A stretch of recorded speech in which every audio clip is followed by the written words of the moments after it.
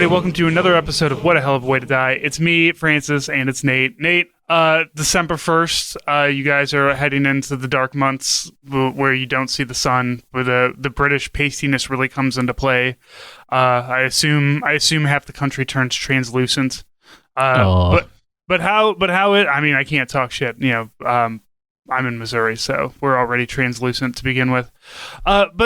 But yeah, man, how's things on your side? I know you had to cancel a vacation recently. That's wonderful. Yeah, it sucks. We were supposed to go to Belgium to see some friends, and we were not able to do that because of the new variant.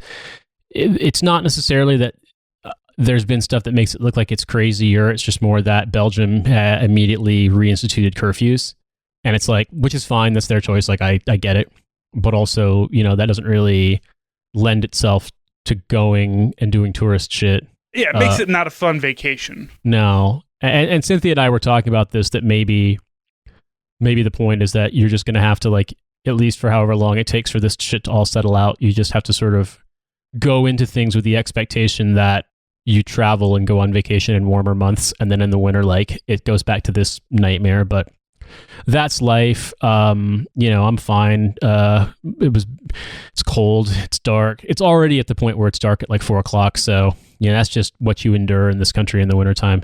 3 weeks before the solstice. So, the days will start getting longer. It doesn't really start to get noticeable that, like, you're actually getting out of the bad period until February, honestly. But at least from December 22nd onward, the days start to get longer, which is just a little psychological reinforcement that the dark period will end. I will say I'm doing better this year than I have in previous years. And I think the reason for that is that the new studio, I've been having to get so much work done that I've been having to go in a lot. It's a longer bike ride, and it's been drier. It's colder, but it's been drier. So, like, drier than past, end of autumn into winter. And so I haven't really gotten rained on as much. And there've been a lot of, like, cold days, but they're, relatively cloudless. So kind of bright when the sun is up. And that is a pretty big psychological pick-me-up, I think, to be in the sun getting exercise. Like, it helps. So I am doing better. Also, I'm just, like, not drinking at all, not smoking weed at all, because I'm just having too many problems with short-term memory loss, and cutting back on caffeine, which sounds lame, sounds boring maybe, but it's actually, like, I'm getting better sleep and I'm just feeling better. So I would say, it still sucks no matter what. There's no getting around how much it sucks, but I'm doing better this year than I have. This is going into my, let me think about this. Yeah, into my fourth winter in this country. And yeah, I feel like managing this one better than previous ones. Yeah, just remember, kids, you're going to get old and you're going to get lame just like us. This is your future no matter what. And it's okay. Let me tell you something about being in my late 30s. I'm very comfortable a lot, which is what you should really be going for. So I'm with you on that. I don't like the cold. I don't like the dark. If I could, like, winter is normally when I escape for vacation, which I am doing next week. But see, I go to Florida, so nobody gives a shit around here. Everybody's just like, whatever, we'll all cough on each COVID other. And die, exactly. Yeah, but I'm vaccinated and boosted. My wife is vaccinated and boosted. My daughter is fully vaccinated at this point. So yeah, I'm gonna go fuck around in Florida, where it's warm, where they have beaches open currently, and not Missouri, where we don't even have a beach. There are no beaches here. What are you gonna do with the beach? It's just a bunch of big rocks next to a river that you go drinking on, which is fine. It's very Missouri, but it just doesn't have that feel of, some kind of warmth again, I guess. Winter is really just my time to escape from cold, and eventually I'm sure that I'm just going to move south and stay there. Like, even with global warming, just fucking cook me to a crisp out in the desert at the age of 95 and I'll be fine. Yeah, the thought had crossed my mind that sometimes the weather and the isolation is just too much to handle. And I think that, for me at least, there's pros and cons with living here. And personally, stuff's been going really well. But, we haven't been home in over 2 years, and we miss our families. And it's just hard when you don't have family here, to manage stuff. So I don't know. I couldn't tell you one way or the other. But I do think that I would like to spend some time when it's safe to travel, or rather just, like, not an unnecessary risk. I think that I would like to try and spend more time in a warmer climate, both for summer and for winter. because it just doesn't get hot here. And yeah, where do British people go when they want to be warm? you have really cheap flights on Ryanair out of, major airports in this country. So the big places for British people are Greece and Spain. There's a part of Spain called Costa del Sol that is it's so full of English people, it's not even funny. The Spanish were pretty responsive to initial lockdowns when COVID happened. And then they were confronted, a bunch of Spanish police were confronted by armies of just Baz refusing to wear masks or refusing to leave the pubs and stuff. Greece was the big one for, as I understand it, for budget tourism, in the 90s and 2000s. But there's always been this culture of people, once they get money or they retire to Southern Europe just because it's, the weather's not as shit and it's less expensive there than living in England. And so I would say that, there's a sort of a generation of British people who had all of the protections and benefits of the welfare state and the sort of boom economy who have been able to retire, or if they're Gen Xers are nearing retirement now, who also, because of the free movement stuff in the EU, if they are of their age, they've taken advantage of it, then they're set. They can go and retire wherever the fuck they want in Europe, or they have already. But at this point, anybody who hasn't can't, because of the ending free movement and stuff with Brexit. So I don't know what it's going to wind up being. So there's no escaping Turf Island. Yeah, man. I mean, but that's the thing, though. That's a specific, there's a huge class element to that, too, of the people who did escape. I will say that for people vacationing or buying holiday homes and whatnot in Spain, it's probably more achievable to people, or it was, who were on, say, for example, tradesman salaries and things along those lines, because you could buy a house in Spain for not that much money relative to how much it costs to buy a total piece of shit house in England, anywhere in England, but especially in southeastern England. Mm-hmm. But so that was a thing. But I mean, obviously, a lot of the people who are really, EU flag shaggers, as the British people talk about, huge Europhiles, anti-Brexit people, a lot of those people are, let's be honest, of the class of people who could afford to buy a home in Italy or buy a home in Spain or buy a home in Greece, or, and so that was sort of limiting their horizons. Whereas I would say the average person in this country, if they do travel internationally on holiday, they're going for, 2 weeks or 3 weeks or 4 weeks to a place like, Greece or Spain or Italy or something. But then they're typically staying in places that cater to English speaking tourists and then coming home. So this is sort of amateur Britanology, and I realize that I'm an American who hasn't lived here that long, but you've lived there longer than probably most of the people that we have listening. Look, you're the liaison to explain the strange island that we were birthed from. As you, an American, have made your way back to the motherland, and now you're sitting in this weird. It's England is one of those places. It's full of white people who I understand, but also it's very confusing and different. It's very different. Yeah. So we need that. Everybody needs that liaison. Hilariously, the one place you still have free movement to, as a British citizen, in terms of you can go and live in another country without needing a visa, beyond the British territorial holdings overseas and stuff like that. Yes, you can go to Gibraltar. Yes, you can go to the Falkland Islands if you want to. You go to Barbados. You can go. No, not Barbados. Barbados is another country, and now it's also not. It's become a straight republic and not a constitutional republic anymore. They're still kind of finger hooking with England, though. Yeah, but they're not fully independent. But they're better. I think you've got Barbados wrong, man. I think you're thinking of somewhere like the British Virgin Islands. I do not believe as a British citizen that you can go to Barbados without a visa and stay, much like you can't go to Jamaica and stay. You used to be able to, but you can't. Oh, okay. Gotcha. But what I'm going to say is the one place that you can go as with a UK passport without a visa and live is Ireland. But it's funny to me because, I mean... do you want to go to the smaller, colder island? Yeah, I was going to say, do you want to go to a smaller island with admittedly better politics overall, but also worse weather and more expensive housing? However, if you really desperately wanted to get your EU citizenship back because of Brexit, if that was the sole motivating factor in your life and you're a British citizen, this would put you in an incredible position of both fixation and privilege if this was like what you did, your goal in life. But you could ostensibly go to Ireland on a UK passport, stay there long enough to become an Irish citizen, and then once you had Irish citizenship, you could go live anywhere in the EU if you wanted to. Because how long do you have to stay to become? Is it like squatting rights, European squatting rights? Like a British person just comes and sits for 6 months, and all of a sudden, oh no, it's like 5 years, I think. I mean, you have to register and everything. It's just that, remember, Britain owned Ireland. Britain controlled Ireland, and then was at gunpoint forced to grant independence, which is a good thing, but forced to grant independence to the Republic of Ireland. And the laws, I want to say, were written in like the 1920s. I don't have the exact date, but effectively, the way that the laws were written at the time predate the European Common Market, all that stuff. It predates World War II. There is a law basically that a British citizen can live in Ireland without a pass. Like you, as long as you are a British citizen, you have right of abode and right of work and stuff like that in Ireland, in the Republic of Ireland, as well as obviously in Northern Ireland, because Northern Ireland is part of the UK. So you could ostensibly go and live in the Republic of Ireland on a British passport, stay there for, I believe, 5 years, become an Irish citizen, go through all those hoops, which I imagine is probably similarly onerous to becoming a citizen of any country. I mean, Britain makes it super hard and expensive, but most countries it's at least, hoops got to be jumped through. But then once you have an Irish passport, that's an EU passport, you could, achieve your dream and go live in Berlin or whatever and be a techno DJ.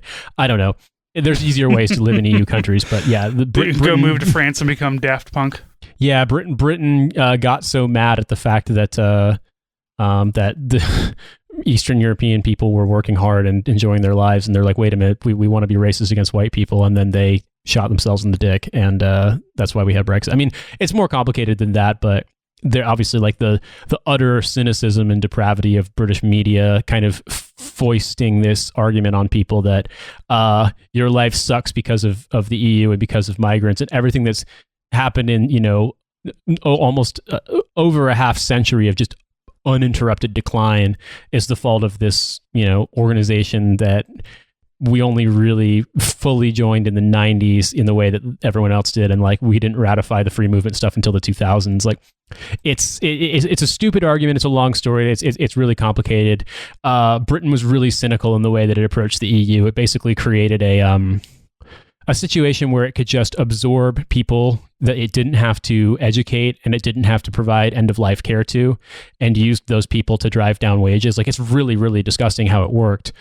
There were ancillary benefits for people who have the money and cultural capital to be able to go abroad and stuff like that. And obviously for young people in European countries, it was sort of a blowout valve, because in countries where there were not opportunities to really advance without serious family connections, in your career, you could come to London, and that made it a very popular destination.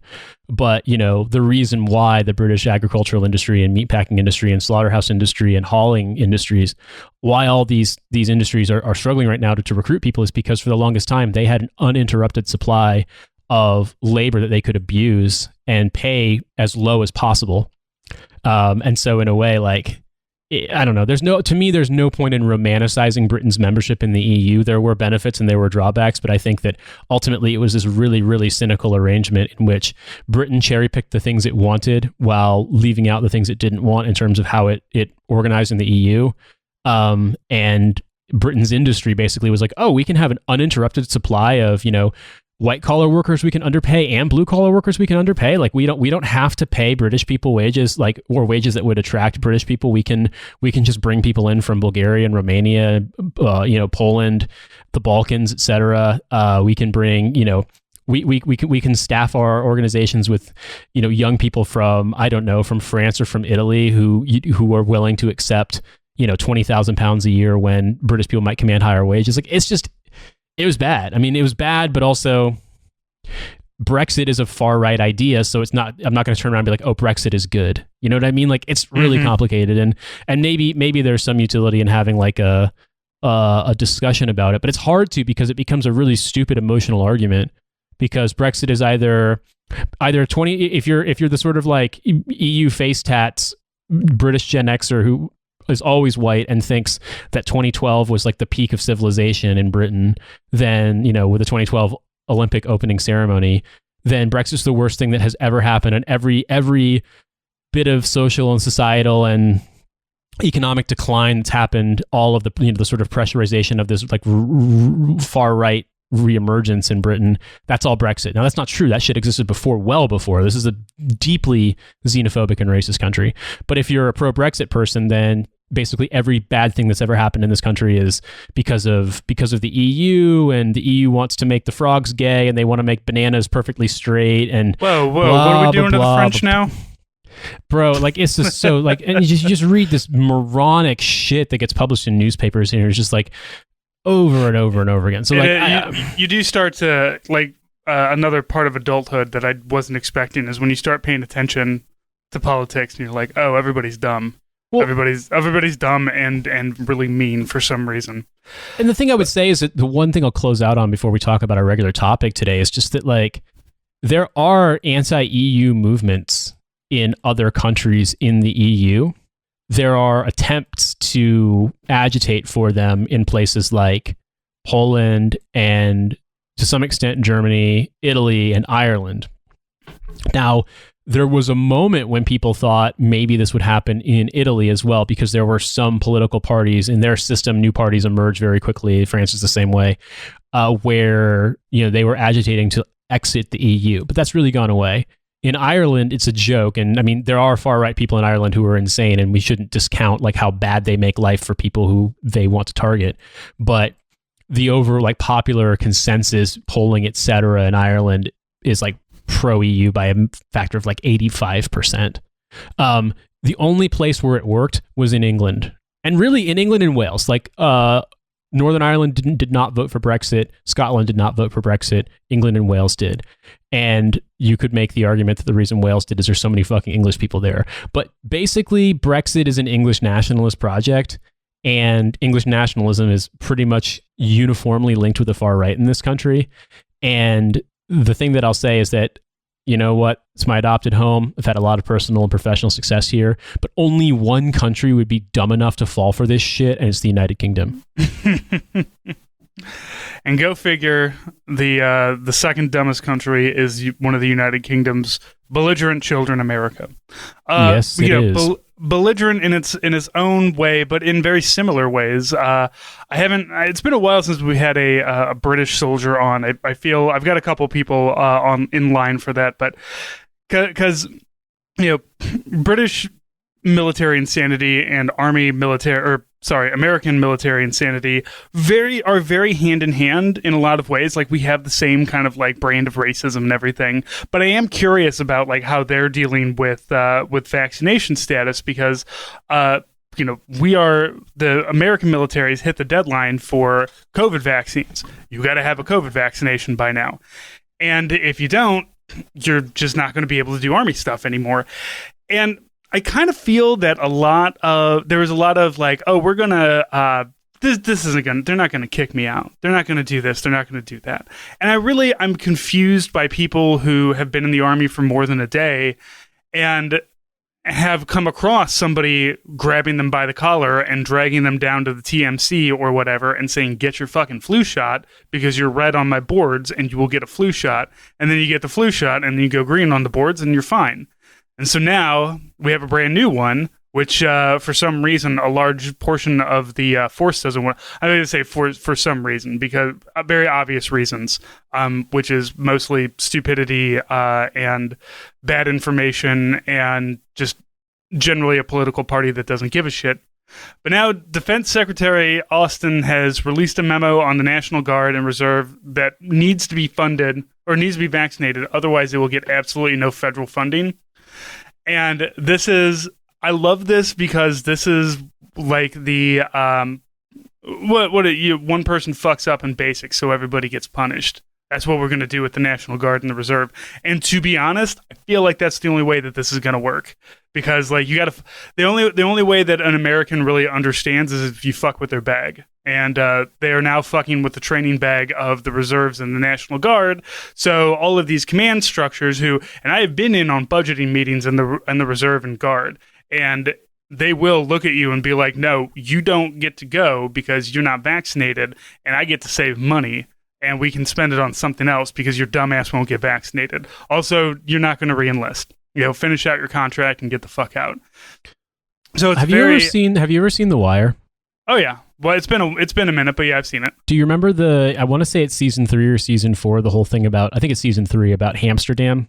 Yes. Remember when they established basically like the drug the free activity zone? Yeah, you do whatever crimes you want in here and nobody cares. cares. Well, at least do sell drugs and use drugs here, and then we concentrated in one neighborhood, and then at one point when it gets out, like the DEA hauls the Baltimore police, like whoever the senior folks are in, and it's just like, oh, if this is happening and you guys you realize drugs are illegal in America, like we will pull all your fucking funding. And it suddenly becomes really real. And that's the thing that came to mind about this, that even if you have, I think it was the Oklahoma National Guard that they're saying like, no, you don't have to. Is a Trump guy who's like, no, actually the virus is gay 5G from Bill Gates, and you don't need to get vaccinated. Ultimately, you still serve under the Department of the Army and the Department of Defense. And like, I while I do enjoy watching morons get their comeuppance, it's also a reminder of how bad things have gotten, if that makes sense, that you're having to enforce this, via these mechanisms, these punitive mechanisms. I mean, I guess it doesn't surprise me in the way that, like, Trump guys in the National Guard and Trump guys who are cops are the same, and that, ultimately I think most of these folks will get vaccinated, even if they get on Facebook and say, fuck your vaccine and stuff, because they don't want to lose the money that they get. But it is embarrassing to me that folks have to, come down on this and say, we're literally going to pull the funding if you don't do it. Like, how do you, if I can't appeal to your sense of like self, your sense of preservation for the people around you, like all the things that you're supposed to give a shit about in the military, like I don't want to get all like hoo-ah and shit, but like supposed to take care of yourself, supposed to take care of the people around you, supposed to take care of the people who are below you in rank and everything. Like, that's the whole point of like this entire support structure. And then if you have one asshole who's just like, I'm not going to do it because Donald Trump said it's going to make me gay. Honestly, you can be gay in the military now, so that's not an excuse. But two, also, shut the fuck up and get your vaccine. Like, yeah, it's and the only way that we can do it now, apparently, is and this is again, this is how vaccine mandates worked everywhere else. Like, we got a lot of people vaccinated because of workplace vaccine mandates, because people didn't want to fuck around with it. Because as soon as it went from I can make some Facebook posts to now it's my ass and now it's my money. And now, like, my job who tells me that I have to wear certain clothes into work, now is telling me I need a vaccine status. And now we've got to, this has become a bridge, a line that we cannot cross, a bridge too far or whatever. And yeah, it just comes down to like, fine, we'll just fucking take your money away. How about that? We don't have to give you money. We can fire you for this. And if that's what you want, and like, and for all the people that want to like the Capitol riot and January 6th, they were all getting on like private jets and shit, and they all like own used car lots, and they, just a bunch of people who are like those petite bourgeoisie small business owner, like, yeah, they have like, they're a person that's worth like $1.2 million, and they're always scrabbling for more, and they're never going to be happy with that. You've got those people who don't have to get vaccinated because they're in charge of whatever, like they don't have to. But like when it's you or me or anybody who is like in a worker status, even if we're just some dumbass office drone and we are, conservative leaning or whatever, and we don't want to get the vaccination that makes all the frogs gay, you're still going to go fucking get it if somebody's going to fuck with your bag. Because eventually somebody's going to look at you and tell you to go fuck yourself.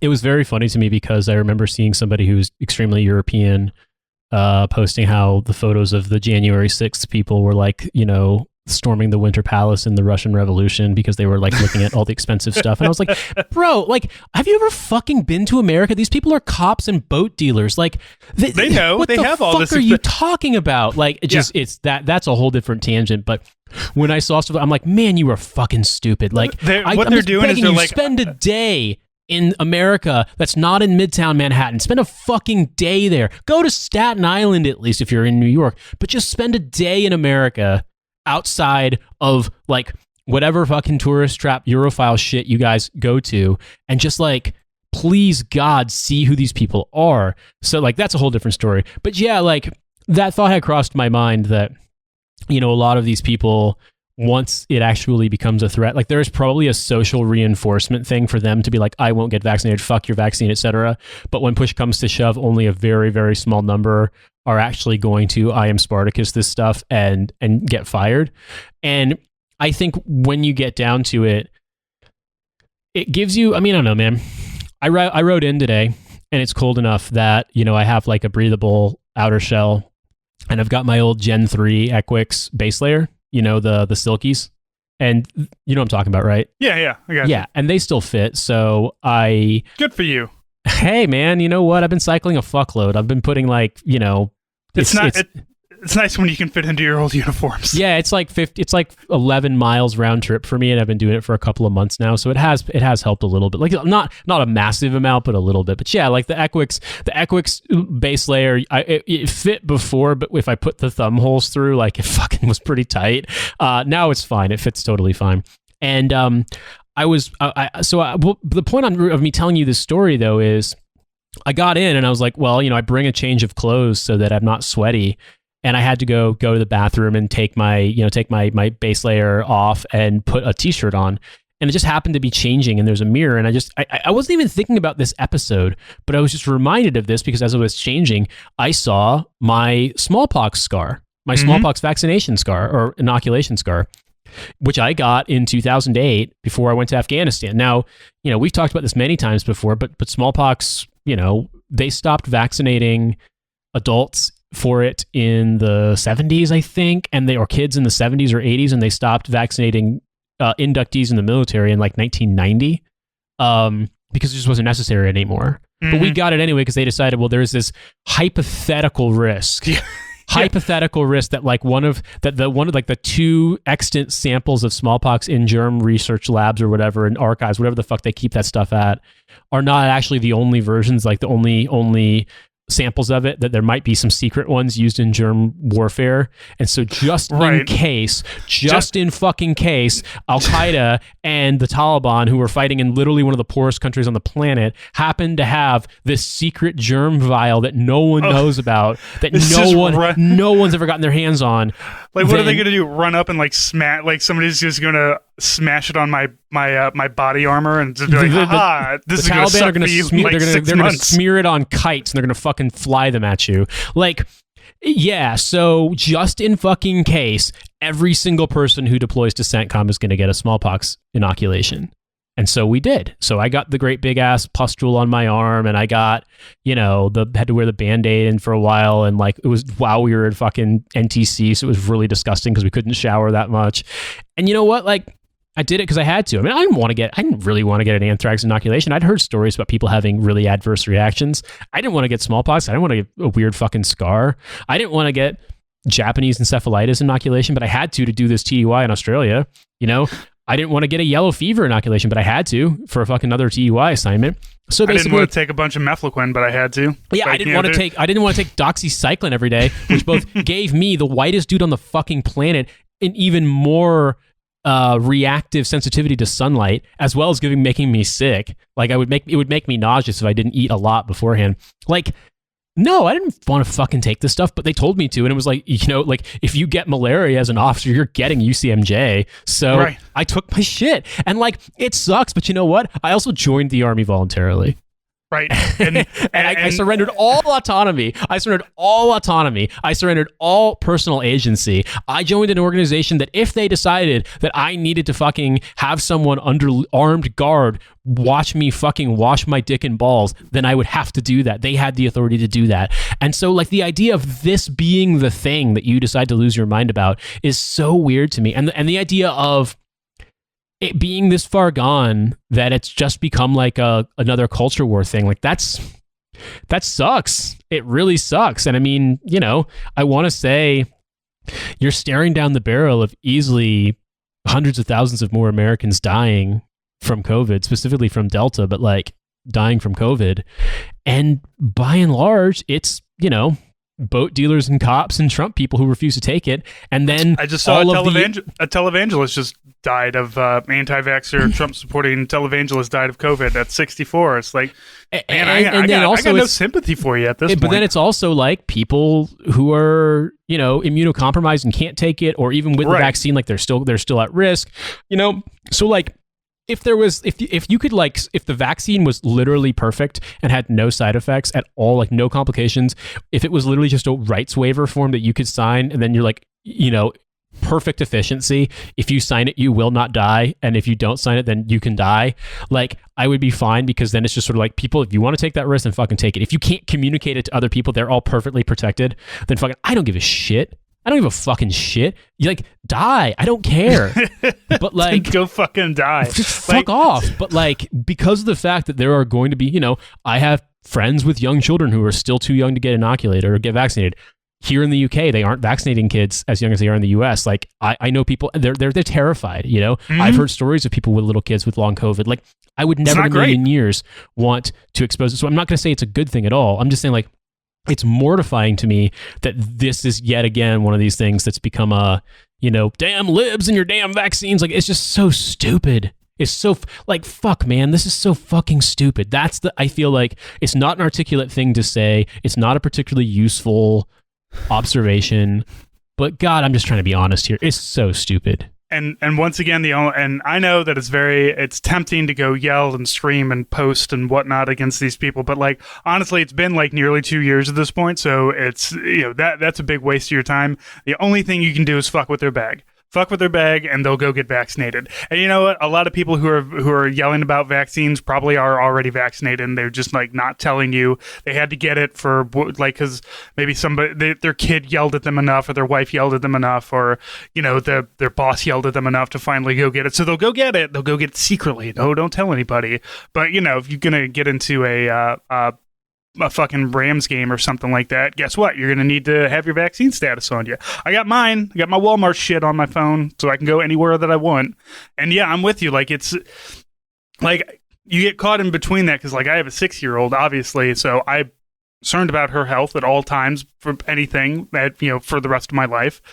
And I got her vaccinated, but we're always very good about wearing masks around other people. When we travel, we wear masks all the time because of the same thing. Like, I don't want, to just assume my protection means everybody else is protected, because I'm not a fucking asshole. And I think that's the biggest thing, is that when I hear anti-vax people, all I hear is somebody who is just a huge asshole, and who is really up their own butt about, American exceptionalism and American individualism. And like, I don't know. Like, I was talking to my parents about this yesterday, because it's just like, I feel like American individualism is like the dumbest thing in the world. It's going to be the thing that ends up being our undoing, because everybody's just like, well, I'm an individual, I can do whatever I want. But as soon as like the fucking box truck with bottles of ranch stops showing up, all of a sudden they're going to start crying about somebody to do something. But then again, I don't know, what's the other option? Like, to go full like totalitarian? I don't fucking know. What I do know is just fuck those people. Go get vaccinated if you haven't. And you know what? There are people out there with vaccine hesitancy, and I get that, because vaccines are a complicated thing. I feel like those people can be talked to, but like at this point, those people are probably not posting photos of lions on Facebook and saying "fuck your vaccine" and then dying 2 months later. Like, you're wasting your time. Here's what you do when you post to those people. You make yourself angry, and you raise your own like fucked up cortisol level. So instead of posting to those people about vaccine status and this, that, and the other thing, do what I do. Post a picture of a pig pooping on its own balls. Just do that. It's funny. Everybody loves it. It may piss the person off to where they engage, but as soon as they engage, they've lost. So you win by just posting the picture of the pig pooping on its own balls. Always a winner, always a good response to anybody on Twitter. I feel like we should bring it back. We should bring back just the responses with funny images to people you don't care about, because honestly, you're not going to have a halfway decent conversation with these people anyway. It's Twitter. Go have fun with your friends. Post a pig pooping on his own balls at conservatives. Yeah, fair enough. Well, That's I was going to say. There's not really as much of an anti-vax thing in the UK. I mean, it definitely exists, and you'll definitely see people out there, post like slapping stickers on things, et cetera, et cetera. But I think overall vaccine uptake in this country has been pretty high and pretty voluntary. There hasn't had to be a lot of forced stuff.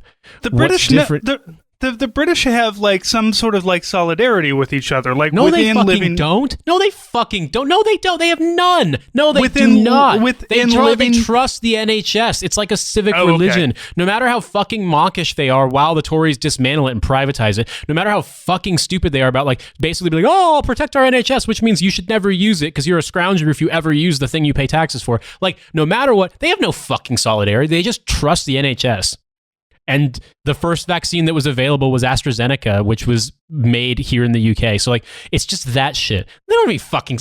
British people have zero solidarity. Zero at all. At all. See, I was thinking World War II would like have them have some sort of like, do you know what they did in World War II? They black marketed fucking profiteered off each other. The reason why all those people hid in the tube, like the tube tunnels in World War II, was because they broke in. The government wouldn't let them in because they thought it would damage morale for people to be in. Like the shelters were full or they just weren't available.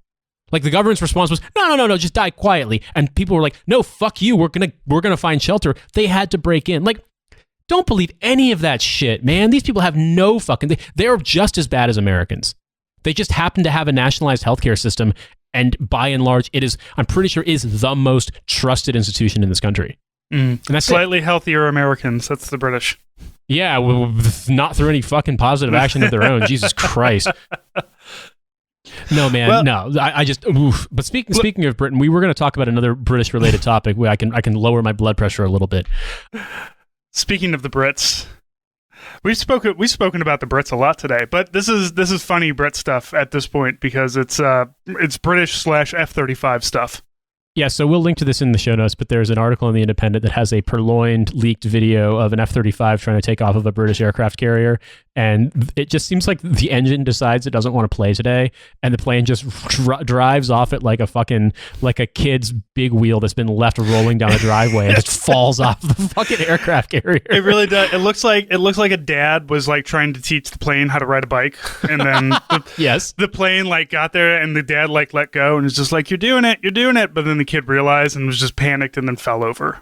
Except if the kid had a rocket-propelled seat underneath him that shot him up in the air before it dumped into the drink. And if the kid's big wheel was, or rather bicycle on training wheels, was worth 100 million pounds. They were on a training exercise in the Caribbean, or not the Caribbean. They were on a training exercise in the Mediterranean, I think near like Egypt, Libya, etc. And yeah, they were doing a training exercise, and this plane done just went in the ocean, in the Mediterranean Sea rather. Here's something that I never understood about aircraft carriers, because the British have aircraft carriers like this. Why do you guys have a ramp and we don't? Like, why do the British have a ramp aircraft? And like a lot of the Chinese have ramp aircraft carriers. Why do we not have a ramp? Like, what's going on there? It just seems like they have, like, it's just so, it seems like it would make sense to like catapult you off a ramp so you're always, at least going up. Because like if you catapult, like if somebody did that, what happened in this video on like one of our aircraft carriers, you're losing a good like 20 to 30 feet of, oh shit, I need to hit my eject button there, because you're not, you don't get the ramp effect or anything.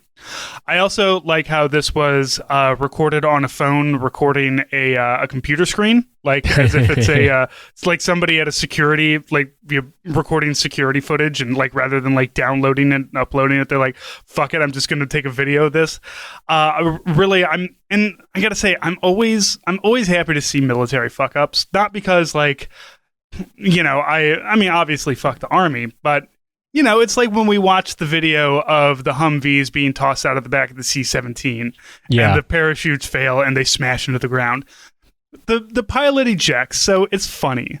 It's not funny that millions of dollars were wasted, but it also kind of is, because it's not my dollars. Like the British already bought these, so it's not my money. Don't come at me with a receipt. I would say England. America now has some tax revenue off this, but it definitely doesn't, because I'm sure we will never see any of that. No American will benefit from the proceeds of the sale of this plane to the British Navy / Air Force. I don't know if it's the RAF or if it's the Royal Navy that's piloting / manning these things, but These Yeah, are these are the Bs as well. So they're like the Harriers where they can hover. Like, so what are you even doing with this? Like, it's a short takeoff, I guess. So they have to catapult, but like, just hit your hover button, man. It's easy. I assume that there's a hover button. Yeah, Right? I don't know. Harriers, I remember, had the vertical takeoff and landing thing they could do. Yeah. I don't know if the F-35 has a variant like that. It's short takeoff, vertical landing. So it does need some forward momentum to get going. Wait, it so does need a ramp. I wonder if that's what happened. Like they either something failed or they just didn't push the right button to engage rocket drive or whatever. Because it really, there is this moment you're watching, you're like, did they just forget to put the fucking e-brake on? Right. Like, it doesn't look like a plane taking off. It just looks like a plane. Like they didn't put the chalk blocks down and they didn't engage the brake and it just rolled. I was waiting for him to pop the clutch, just like I was waiting for to see the whole thing kind of lurch and then just start taking off. Like they got the busted up F-35. Yeah, they gotta roll it down the hill and then fucking pop the clutch. Yeah, exactly. The starter doesn't work, but like if you put it in first and then take your foot off the clutch really fast, for all of you children who don't know what we're talking about. I was going to say, I was laughing because in the future when we have electric cars, everyone drives electric cars that literally just have forward, backward, and I think that's it. And neutral, I suppose. Basically, like none of this is going to make sense. But in the olden days, if you couldn't get a car to start when it was stopped, you could start if it was a manual transmission. Yeah, manual transmission car, you could start rolling it, put it in neutral, roll it, and then put the clutch in and fire it up and start the engine. That would work. You would take your foot off the clutch and then slam it down again, and somehow that engage. Like it's not good for the car whatsoever because like your starter doesn't work, the little thing that ignites the gas inside of the engine. So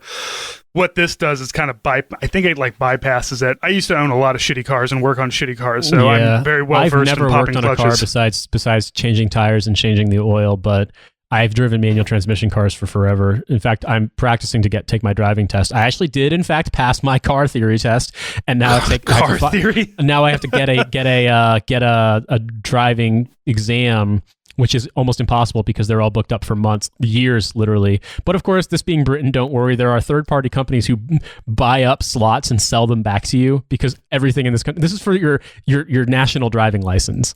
But there are companies who book up the slots and then sell them to you, even though that's semi-legal. I have no idea, but it's perfectly tolerated because it's Britain, and there's got to be a middleman profiteering off literally every interaction with the state now. They love this shit. They love this shit so much they've privatized military recruitment.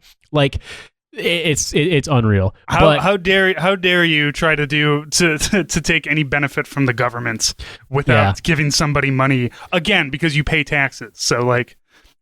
Yeah, really. I mean, this thing. The taxes are lower than they were historically, but they're still. I mean, they're. I would say taxes in this country are weirdly they're high-ish by not coastal state standards, but by say California or New York or Pennsylvania standards, like they're the same. Do you get more for your money? I don't know. I couldn't really say. I mean, I've never in New York. All I saw was what I experienced with like roads and the subway. Because obviously, like aside from jury duty, I mean, everything I did was just my job. Like I didn't have kids in school or anything like that. But taxes aren't. I would say I think the U.S. taxes you more at higher levels than the U.K. does. I think like if I'm not mistaken, the highest tax rate you can pay is 45%, and you pay that on income over £150,000. So. It's not a bad tax rate.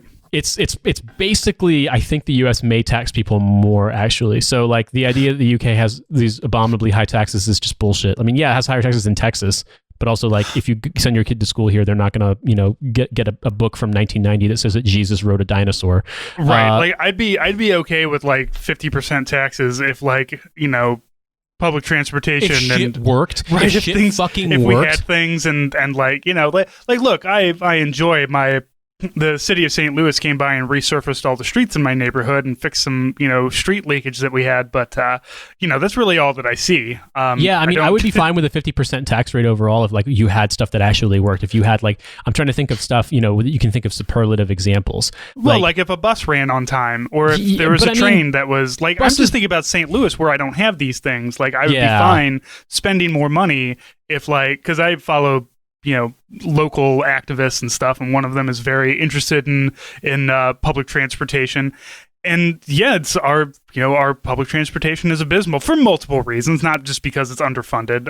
It's, and you guys have like a light rail, don't you? I mean, I feel like I remember riding the St. Louis light rail, whereas Indianapolis has nothing like that. No. Yeah, we do have a decent metro link that they actually, and at a certain point they were talking about expanding it into the neighborhood that I was living in, that we were kind of excited about, because that's, like I live in working class areas that would greatly benefit from having a light rail in it that could take you downtown. I would love to have that. Like, I don't mind driving downtown. I have cars, but like if I had a light rail like a mile from me and I could take it into the city and go to the places I want, I would never fucking take my car anywhere.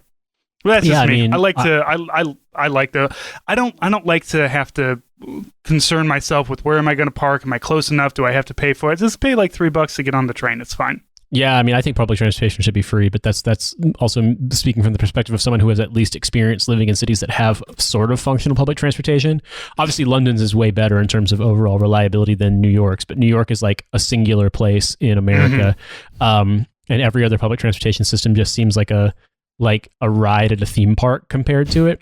Not trying to be the asshole New Yorker, but like it is not easy to live in a city like DC or Philly or God knows LA, San Francisco, Seattle without a car. Like you can do it, but it's not easy. It's in New York, especially if you live in like inner parts of the outer boroughs, or particularly if you live in lower Manhattan, or like up to like the north end of Central Park, Manhattan. Most people don't own cars. Like most people who live there choose to not own cars.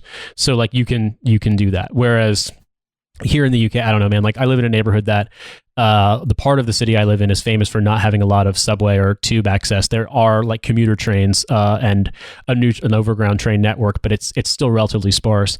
And they've talked about expanding the tube into my neighborhood, and like that is a plan for the next 15 years. But because of COVID and because the Tory government hates Transport for London because it's a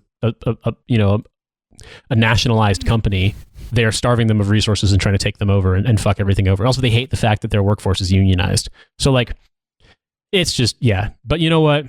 For the cost of one plane rolled very slowly and languidly off the edge of an aircraft carrier, we could probably improve stuff with buses and trains in London. Certainly in St. Louis, that's like $125 million. I bet you they could make some improvements with that much money. But you know what? To be fair, this was one that was already sold to you guys, so we already got our money. Now, I didn't see any of it. Yeah, but, no actual American taxpayer citizen is going to see any benefit from that. But I'm sure the Boeing and Raytheon, whomever makes that fucking nightmare plane, will benefit somewhat from that, and probably benefit from the salvage contract, because I'm sure there's like an NDA involved where like you have to use Dick Cheney's privately owned wreckage and salvage company for ocean recovery. You got to use the F-35 crane. It's very specific, and you can only order 3 at a time, and they cost $500 million. You can only recover it controlling an automated submersible, but you have to wear the F-35 helmet while you're piloting it, and it just randomly blue screens, and then it simulates drowning while you're wearing it. No, they're just going to send James Cameron down like he's looking for the Titanic, except that it's going to be an F-35 busted in half that's leaking JP8 all over some giant jellyfish or something. I was gonna say like the last unmolested reef in the Caribbean, if there are reefs in the Caribbean. I say Caribbean, the last unmolested reef in the Mediterranean, if such a thing exists. And they're it's been destroyed. It's been destroyed by the Anglos. They crashed their plane into it somehow. You've heard of underground fires. Well, now we've got underwater fires somehow. Oh yeah, the F-35 has managed to change physics. It's so bad.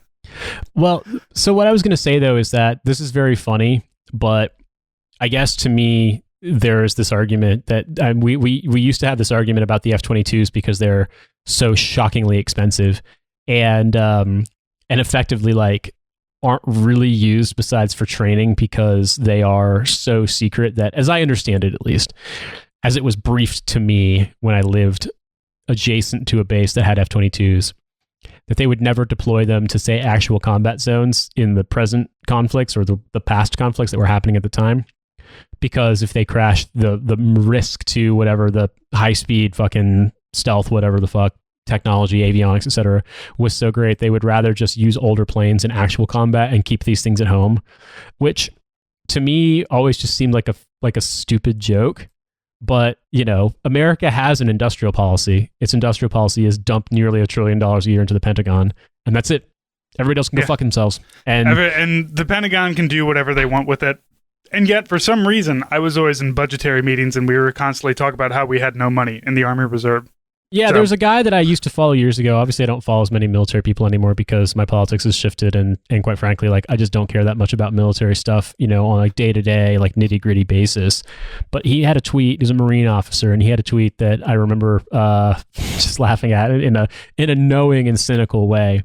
He said, being active duty military is a strange thing because even though we spend hundreds of billions of dollars a year on Pentagon budgets, I just tried to refill my water bottle from the tap and ants came out. And that to me was like, yeah, that rings true with my experience. Right. Like all this money, all this budgetary stuff, the $1 trillion that you get in defense. Like if you ever look at a soldier and it's like, oh, you guys are so lucky. We don't see any of that. None of that money comes to us. That goes to Lockheed. That goes to Raytheon. That doesn't come to us. That goes to BAE Systems. That goes to... It comes to us in the form of whatever garbage that they've bought, and the Army says, you have to use this now because we got it, and then you get it. Like, well, you got some radios that you guys just stuffed in the bags and never used because they sucked? We had a camera system that was like that. We had the microphone system for detecting bullets that we never got used. Yeah, like just jokes, man. Just total jokes. But Francis, you did an episode that has nothing to do with the military at all. You did a bonus episode on the topic of the Cadaver Synod, the pornocracy. Yeah, I talked. I wanted to kind of deviate a little bit from what we normally do on our bonus stuff. I kind of wanted to do like a little deep dive, little history deep dive into some things that I like. I listen to Joe's podcast, Lions Led by Donkeys, and I get inspired by some things. But like Joe talks about military stuff. I am culturally Catholic. I was raised Catholic. I'm no longer Catholic, but culturally I am there. So I was looking up and it was like, I wonder who the most fucked up popes were, and it turns out there's like about a century's worth of really fucked up popes called the Iron Age of the Papacy in the 10th century.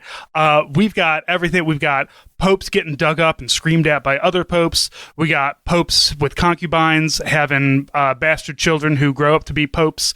We got a woman who from her loins sprung at least 7 different popes one way or another, either children or grandchildren or great-grandchildren. We got a pope that was defenestrated, and if you don't know what that means that they threw him out of a fucking window.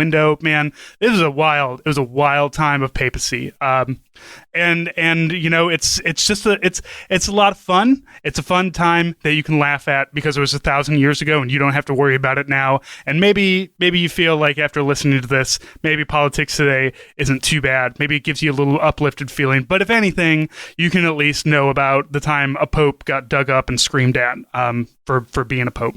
When sometimes you look at laws or you look at warning labels and you're just like, why do you need to warn me against this? Why do we have to have written down somewhere to not dig up an old pope and scream at it for an hour and then say that it's guilty of coveting the papacy and cutting its fingers off? Why do we have that rule? Well, you see, there's this guy. He was kind of crazy. It's the junior enlisted theorem. If there's a rule, there's a reason for the rule. Exactly. There has to be a reason, and it's because of of Steve the Six. Old Stevie Six managed to fuck it up for everybody by screaming at Formosas's body for an incredibly long time. More time than was actually necessary, I think.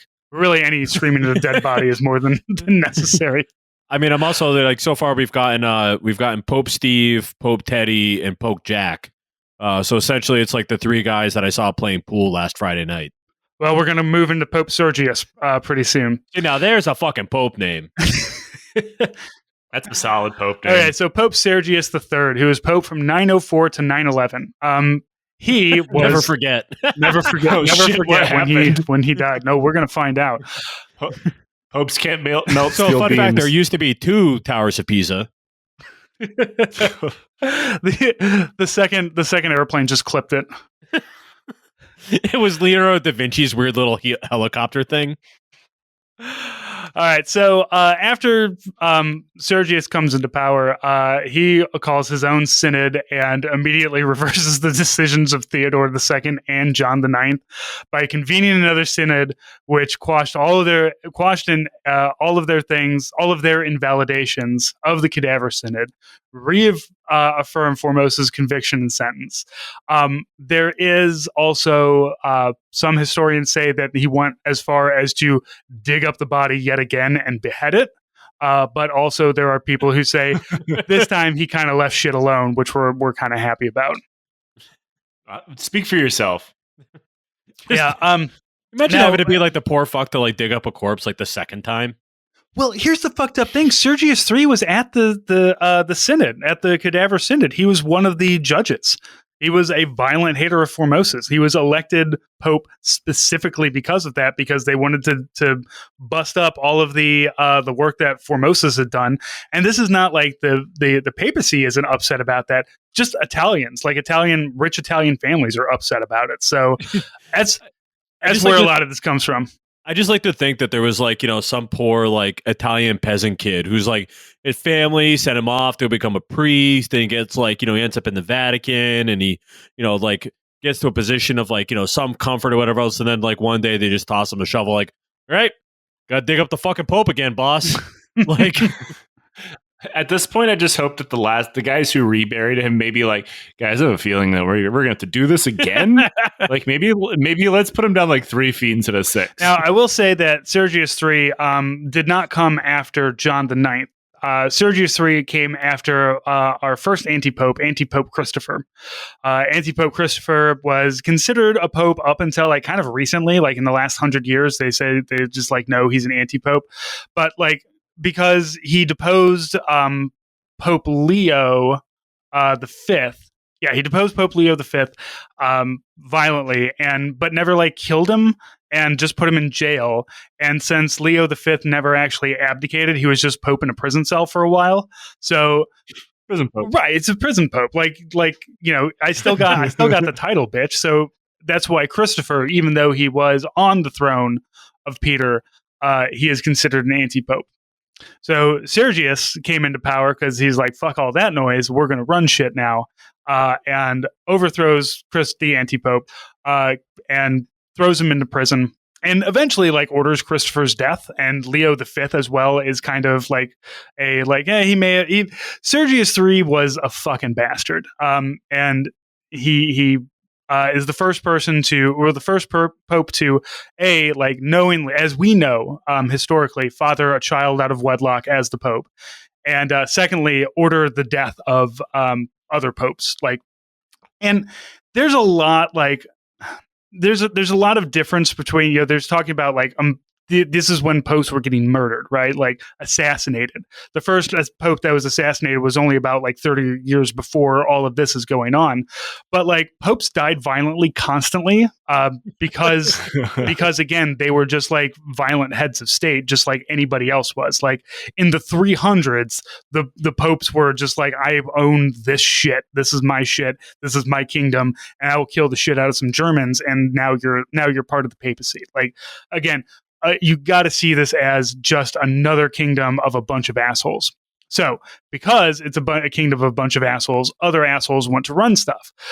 This is before the Habsburgs really started, boning themselves into a Ouroboros of a tree. So, this is king making is very strange. Like you just kind of become kings. Like I stabbed him. Well, I'm king now, I guess, and I'm king until somebody stabs me or I die, and then somebody else is king. That's pretty much how.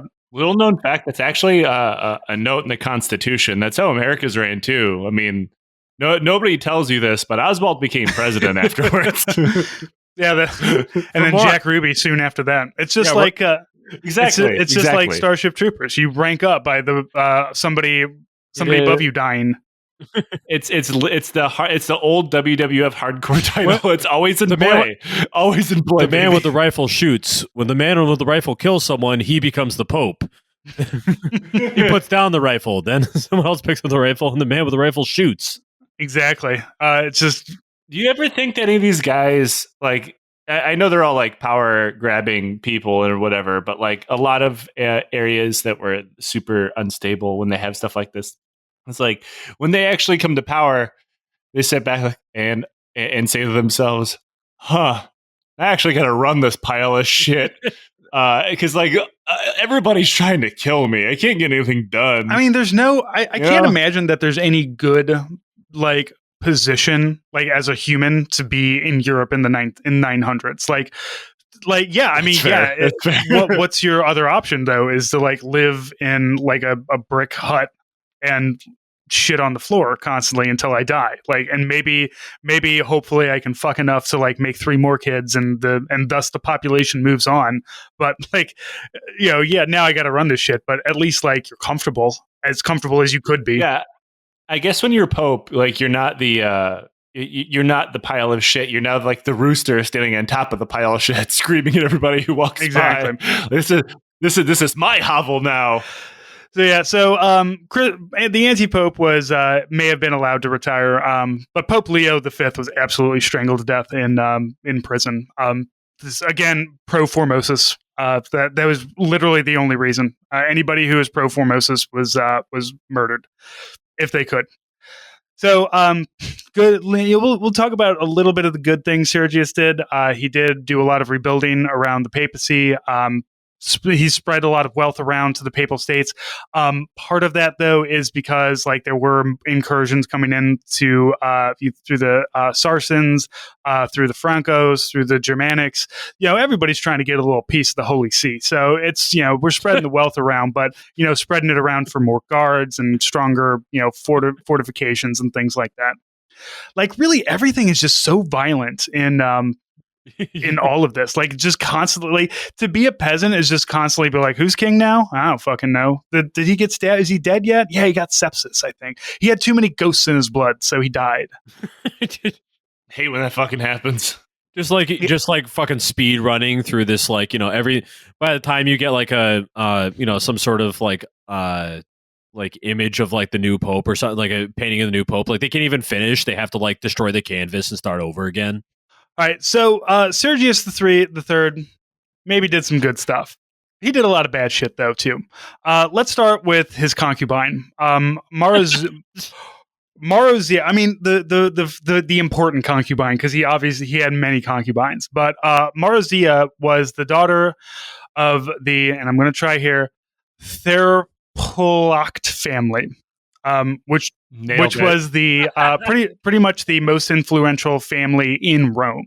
So while there is a king of Italy and while there is a pope, the people in Rome also had hierarchies and everything, and everybody was always trying to vie for power. So this Therplop family or whatever is pretty much, as soon as Marozia comes into play, they're running shit in the papacy.